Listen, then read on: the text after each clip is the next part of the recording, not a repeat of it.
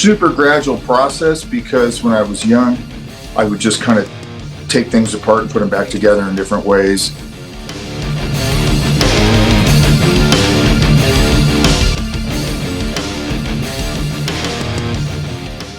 I'm delighted to be joined now by the wonderful guitarist himself, George Lynch.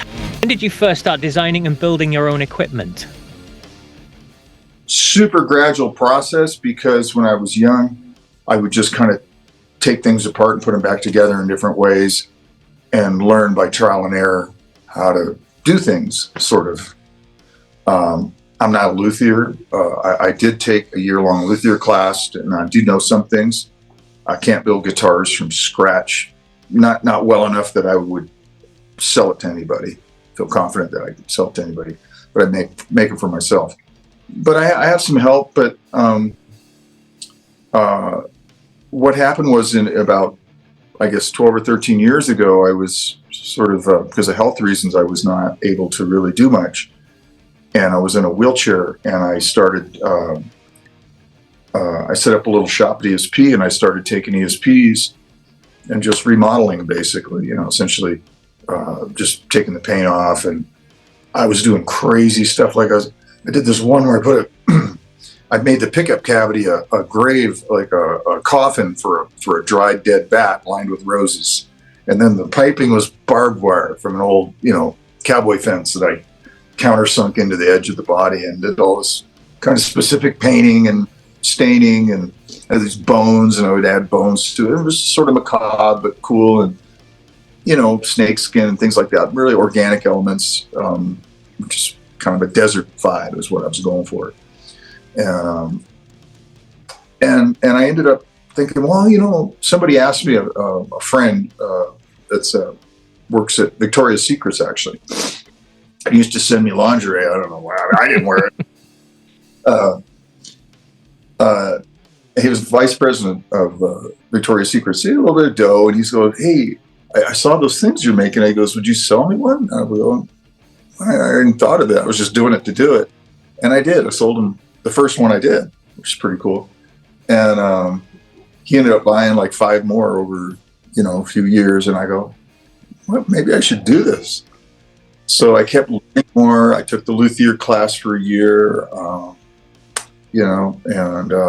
I got better and better at it. And I think, and I started my own thing with the blessing of ESP, which is shocking.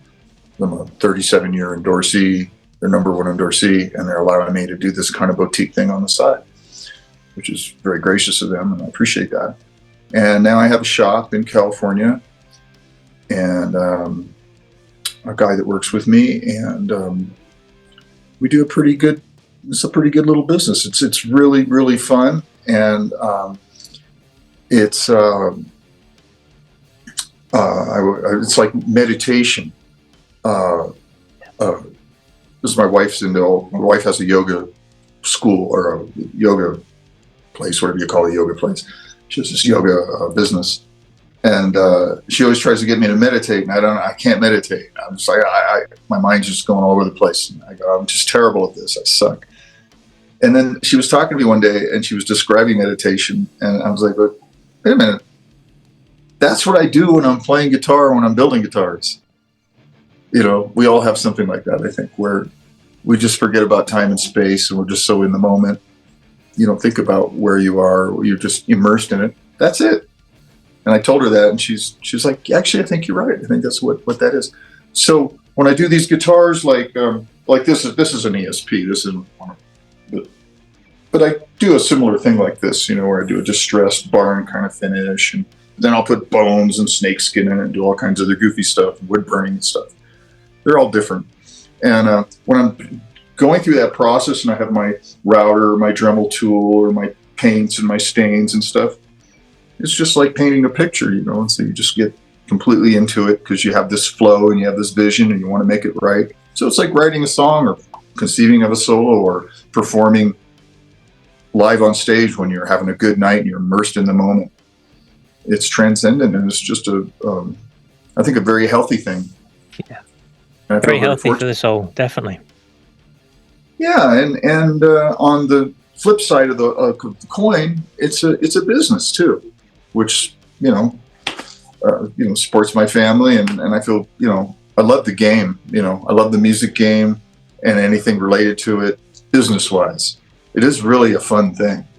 I get into it, and I know other people like that, and I know people don't like to talk about that part of the music game, but it is interesting and fun to deal with all that too. So on that level, it's like I feel proud of that I have a 9th grade education and was literally homeless, have been poor for my whole early period of my life, living out of my car, living with friends, having zero. And I say I picked myself up by my own bootstraps, but I had no education. I could never get a job. I got fired from every job. I've had 100 different jobs, and never thought I'd be a professional musician. And ended up now I'm at the point where I have this business, which I know isn't probably a huge big deal to a lot of people, but for me, I'm very, very, very proud of that fact that even though I don't know everything, I have this little business that I created that's kind of unique and actually is profitable and cool and makes people happy. I don't know. It's probably one of the things I'm most proud of in my life. So.